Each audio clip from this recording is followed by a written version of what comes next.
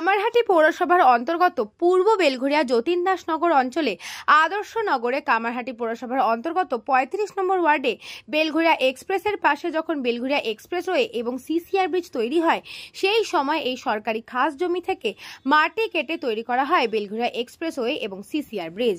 এর ফলে তৈরি হয় নয়নজলির। এই নয়নজলির প্রায় ৪.৪৬ একর জমি, সেই জমির একটা অংশ দখল করে ভরাট করে বিক্রি করার অভিযোগ উঠল আদর্শ বহুবিতান উপনিবেশ লিমিটেড এই সংস্থার বিরুদ্ধে। কামারহাটি পৌরসভার পৌর প্রধান গোপাল সাহার অভিযোগ, এই সমবায় জায়গা দখল করে বিক্রি করছে। ১ কাঠা ১৫ ছটা ৬ স্কোয়ার ফুট জায়গা দখল করে ভরাট করে জমি বিক্রি করা এবং বেআইনিভাবে নয়নজলি ভরাট করে বিক্রি করার অভিযোগ উঠল।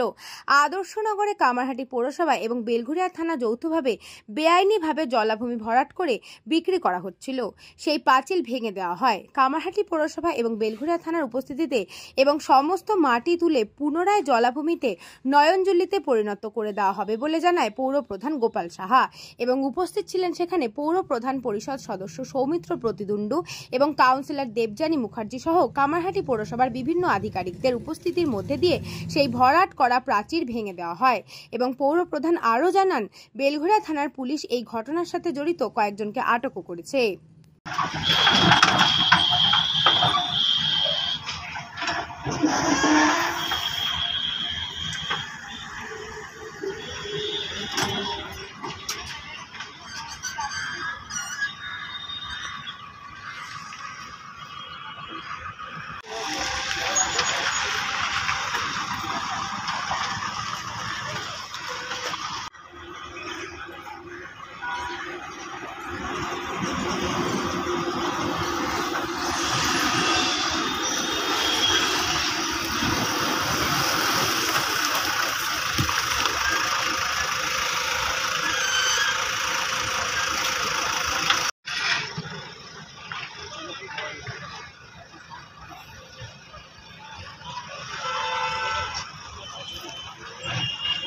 বিষয় হচ্ছে যে যেখানে কনস্ট্রাকশন করেছেন, কনস্ট্রাকশন ছিল জল, তাকে জলটাকে পুরোপুরি ভরাট করে কনস্ট্রাকশন করেছে।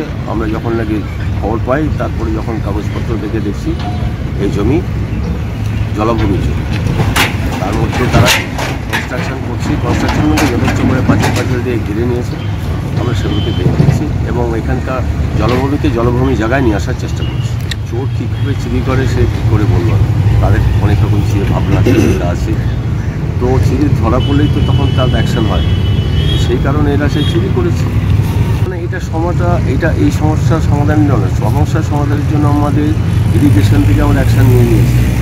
এবছর দেখবেন জল জমেনি, 2 বছর জল জমে, তার জন্য এখানে একটা আমাদের করা হয়েছে এটা জলাভূমি কে ভরাট করাটা সরকারিভাবে বেআইনি। এটা যেমন ঠিক, জলাভূমি থাকলে পরে এই যে জল বিভিন্ন সময় বৃষ্টিতে দিয়ে, তার জন্য আমাদের এই পুকুর হচ্ছে, আমাদের জলাভূমি হচ্ছে আমাদের কাছে একটা বড় মানে কী বলবো বিষয়। তো সেই কারণে এটা তো আলাদা বিষয়। আর যারা নাকি জলাভূমিকে করে অন্যায়ভাবে ঘিরে তারা কনস্ট্রাকশন করছে, এটা তো বলা যাবে না। জলাভূমি ভরাট করবে কেন, কে বা কারা করেছেন জানা গেছে, সেটা পুলিশ দেখছে। পুলিশ কয়েকজনকে অ্যারেস্টও করেছে, পুলিশ জানবে কী আছে, পুলিশ অলরেডি অ্যারেস্ট করেছে।